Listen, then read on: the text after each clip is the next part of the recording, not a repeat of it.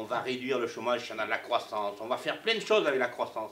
Mais tant qu'on aura ce mode de fonctionnement de la société basé uniquement sur la croissance... Alors je vais vous dire deux petites choses. Je suis un ami de longue date de Pierre Rabhi. Pierre Rabhi nous invite à la sobriété heureuse. Pierre Rabhi nous invite à la puissance de la modération dans notre manière de vivre. Et puis depuis 7 ans, parce que j'ai de plus en plus de mal à entendre des discours où, à titre personnel, on n'essaie pas de s'appliquer le discours et les valeurs qu'on afficherait.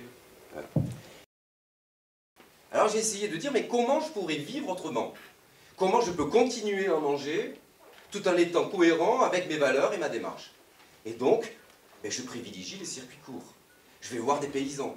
Je vais voir des gens qui vendent des choses dans les fermes.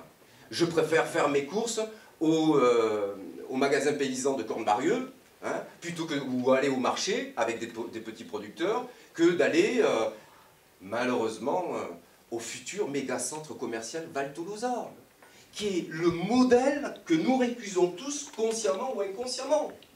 Nous avons des fonds de pension américains qui vont investir sur ce qui va permettre et qui va faire perdurer la question aussi de la mortalité ou pas des abeilles.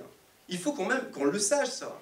Et donc, si on n'est pas dans du pratico-pratique, c'est-à-dire que si on n'essaie pas d'être dans la vie, d'essayer de voir comment on peut déconstruire ça, eh bien, notre discours serait complètement stérile.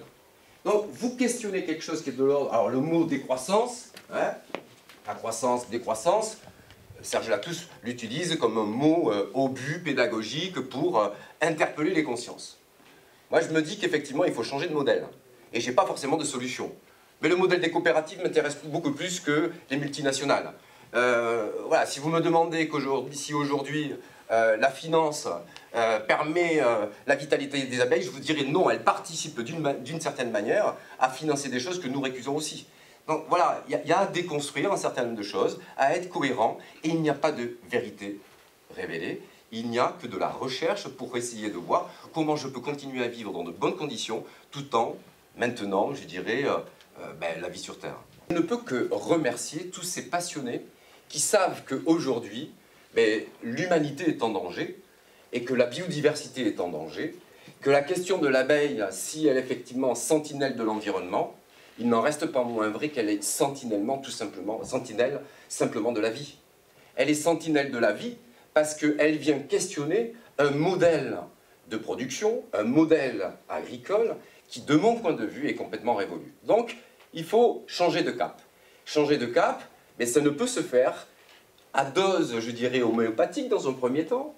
On sensibilise, on démontre, on fait des recherches. Alors évidemment, il y a des gens qui disent « Oh là là, oui, mais bon, il y a un chercheur qui dit ça et un autre. » Il y a du doute en la matière, mais il y a certaines choses qui sont absolument très pratico-pratiques. On sait très bien aujourd'hui que les insecticides impactent sur la vie des abeilles.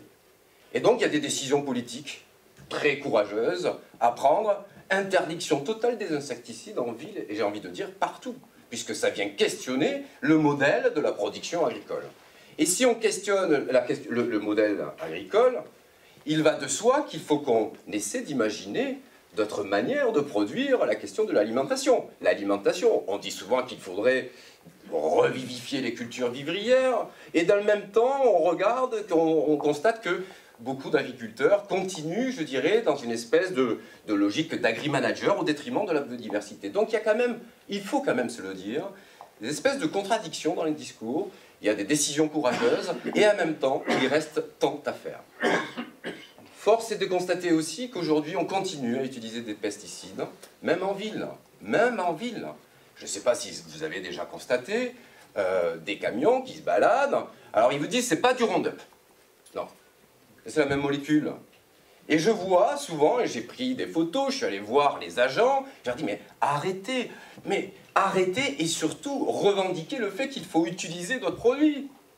Ou en tout cas, d'autres techniques. Il est, à mon avis, énorme ce chemin. Parce que malgré les efforts qu'on fait, on voit très bien quand même qu'on est en train de continuer à tuer l'abeille. Les constats sont édifiants. Alors, il y a des luttes constantes de la société civile. Il y a des gens qui luttent contre les OGM, contre les pesticides. Alors on peut ne pas être d'accord. Il y a des gens qui disent mais non, ça n'impacte pas sur la question de la mortalité des abeilles. Ok, que le débat persiste. Mais franchement, le principe de précaution, là en l'occurrence, il devient élémentaire et primordial. On ne peut pas continuer à jouer avec la vie des abeilles, parce que quand on joue avec la vie des abeilles, obligatoirement, on joue avec la vie de l'humanité. J'apprends qu'il y a aussi de moins en moins de papillons. De moins en moins de papillons, parce que les papillons pollinisent aussi. Donc il y a dans la nature des signaux d'alerte qui sont très graves. Et on continue, je suis désolé, Jean-Michel, à artificialiser les terres. Comment on va faire la jonction entre la nécessité de construire du logement, la nécessité de sauvegarder les terres agricoles, la nécessité d'entrevoir un modèle économique qui va permettre à tout un chacun d'exister, donc de travailler, d'avoir un revenu, tout en conciliant la question de la biodiversité et de la continuité de la vie dans notre société, sur notre petite planète.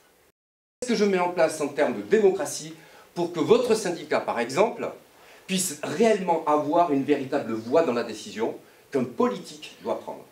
Je rêverais de transformer l'Assemblée départementale en un lieu de conférence. Je rêverais de voir que l'Assemblée départementale, que des conseils municipaux puissent ouvrir, donner la parole à des gens qui pourraient éclairer la conscience de tous les gens qui vont voter à un moment donné telle ou telle direction.